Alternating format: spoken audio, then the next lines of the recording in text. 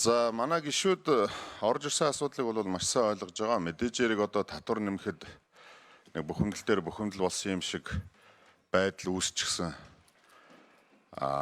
За бид нар улсын хурлд байнгоор энийг аваад хэлэлцээ гэхээр бид нар нутгийн өөрөө өдөртгсөний одоо эрхэнд халдс үндсэн хуулийн зөрчил болчихно. Одоо яг эндээс бидний гаргах шийдвэр бол их тийм бид нар шийдвэр гаргах юм бол шууд үндсэн хуулийг зөрчиж байна.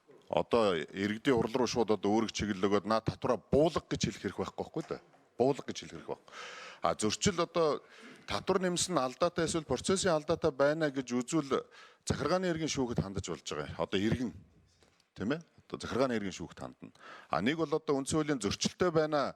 Бидний одоо таата орчинд амьдрах, эрүүл амьдрах янз бүрийн хүний эрхийг зөрчсөн байна гэж үзэж байгаа бол иргэн маань үндсэн хуулийн цэцэд хандаж болно.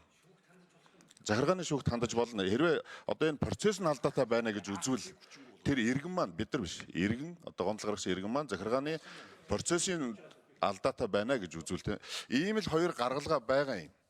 За одоо янз бүрийн статистикууд хэлж байна л да. Манай нийслэлийн маань үнэхээр одоо 10 жилийн өмнөхтэй харьцуулах юм бол замын урт нь 2 дахин нэмэгдчихсэн, автомашины тоон 2 дахин нэмэгдчихсэн. За түрүү нийслэлийн маань хэлж гэн үнэтэй машин унаад явж байгаа хүмүүс нь илүү татвар төлөх юм а гэж тийм. Одоо тэгжил байгаа шүү дээ. За одоо бусад энгийн хэрэглээний машин унах юм бол бас татвар нь тухайн одоо хөдөлмөр хөлснийхөө доод хэмжээтэйг уялдсан одоо тэр машиныхаа үнэтэй нь уялдсан хэрэглээнд нь уялдсан байдлаар эднийх нь одоо юугаа тогтоож өгөөд нь ш татвараа.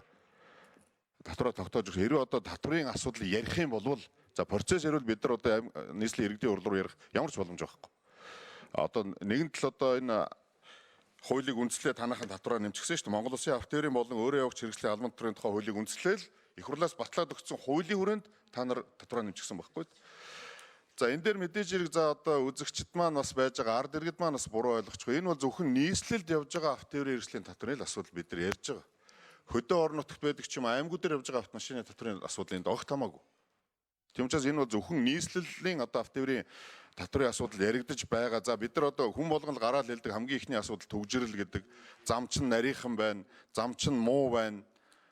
Одоо зам маань даац нь хэтэрчихсэн байна гэдэг. Одоо энэс хураасан хэдэн төгрөгөөр энэ замаа л арчилж байгаа шүү дээ. Хамгийн гол нь манай нийслэлийнхэн маань одоо энэ автоэрийн татвараа аваад зөвхөн тэр автоэрийн одоо тэр замынхаа ашиглалт байдаг ч юм уу төгжрөөндөө л зориулах хэрэгтэй. Тийм учраас гишүүд маань одоо бид нар эндээс нэг гаргалгаа заавал гаргах хэрэгтэй. Яагаад гэвэл иргэн одоо улсын хурал хандчихсан их хурлын бүтэц байгууллага байнгоор энийг авч хэлцэх хуультай учраас бид нар эндээс ямар нэгэн байдлаар засгийн газар руу чиглэл өгдөг юм уу? Үгүй бол дахиад нэг ажлын хэсэг байгуулагдаад яг одоо эдгээр маань энэ хуулийг батлахдаа процессын алдаа гаргасан юм уу гэдэгт нь хяналт тавих ажлын хэсэг гаргах ийм л хоёр зам бий. Ажлын хэсэг дээр ажиллаа.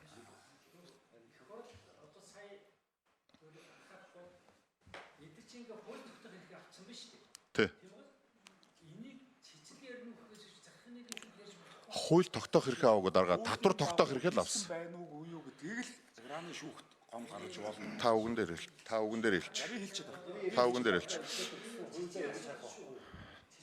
Биш дарга эдгээр чи хууль тогтоогоогүй шүү дээ татвараа л тогтоочоод байж байгаа юм л.